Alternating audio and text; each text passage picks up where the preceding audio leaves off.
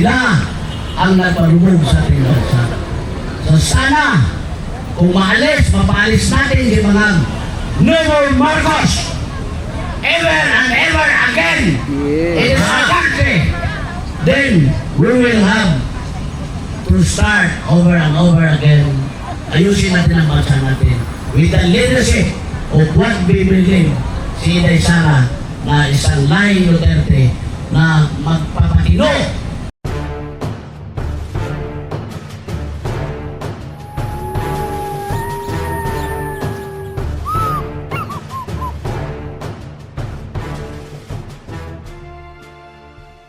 Martin Romualdez at si Ambassador Babes Romualdez magpinsan. Ba? Magpinsan.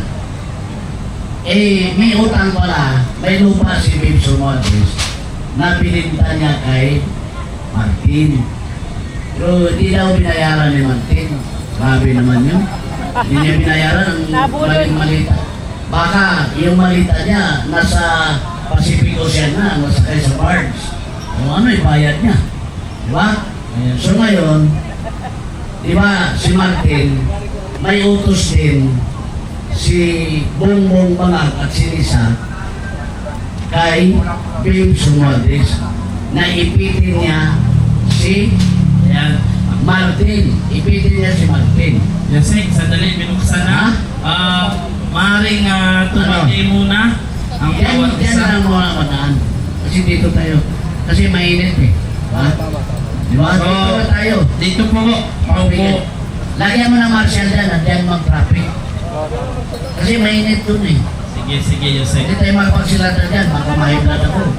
Wala ako. Diba? So, ang nangyari, tuloy tayo, no? Ang nangyari, ang utos pala ni BBM at ni Lisa na ikulong si para ibig sabihin, may, di ba sabi niya na may makugulong na malaking isda? Di ba? So, gusto nilang isakripisyo si Martin. Ang problema, sabi ni Martin, kung magpapakulong ko, isama ko si Sandro Marcos. Yun, isama daw nila si Sandro Marcos. Di, sabi ni Bongbong, ay hindi, anak ko yan, hindi yan isama. Nawala, hindi rin siya magpapakulong. So ngayon, self-destruct na ang mga Romualdez at ang mga Marcos. Baka yun ang umpisa ng, di ba? Pag mag-self-destruct, yung puro magnanakaw, wala na. Malapit na ang katapusan nila. Tulad ito sa Senado. Sa Senado, nag-self-destruct na din ang Senado. Yes. Bakit? Ha? Yung mali, ginawang tama. Yung tama, ginawang mali. Ano ang mali?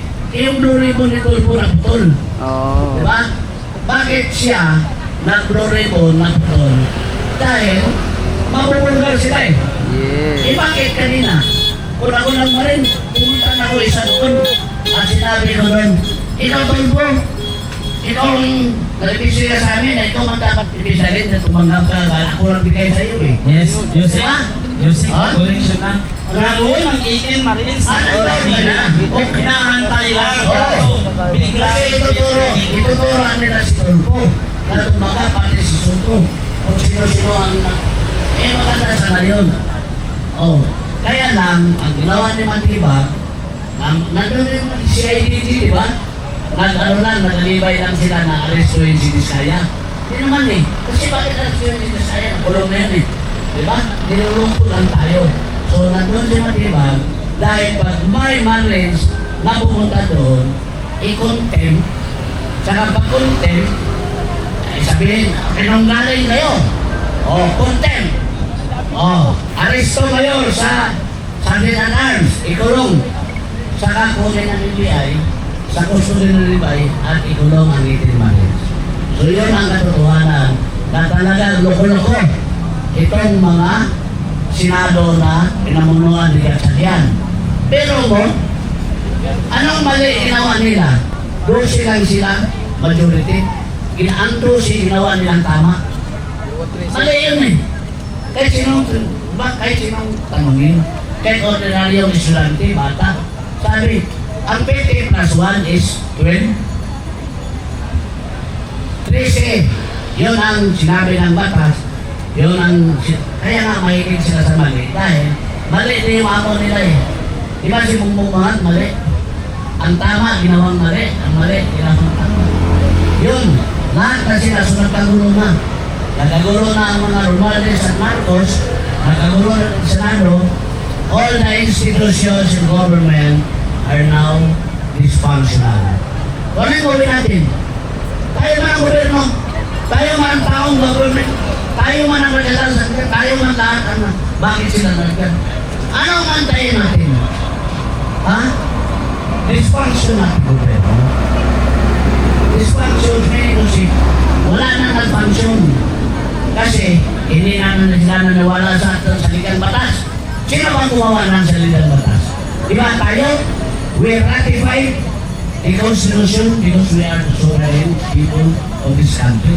We are the Filipinos. We ratified that constitution. Tayo gumawa. Ito ang ginawa ng mga lukulong yan. Ha? Binalik na nila ating constitution. This is no longer rule of law, but rule of men. At sino yun? Sa pamumuno ni Bangag Bibin. So bakit ipatagal ka natin? Ha? Eh masalita, uta-uta na nga eh. Matagal nung araw musulong tayo salita. Kaya na, sundra na. So sana mga Pilipino, kung napaalis natin ang ama, bakit hindi natin mapaalis ang ama? Ama! Bakit?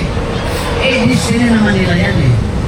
The only two presidents in a family na nagkamali sa bansang ito ay mga Marcos lang. Mga Marcos, from the father to the son, talagang di-destroy this country. Sila ang nagpalubog sa ating bansa. So sana, kung maalis, mapaalis natin si mga no more Marcos! Ever and ever again in our country, then we will have to start over and over again.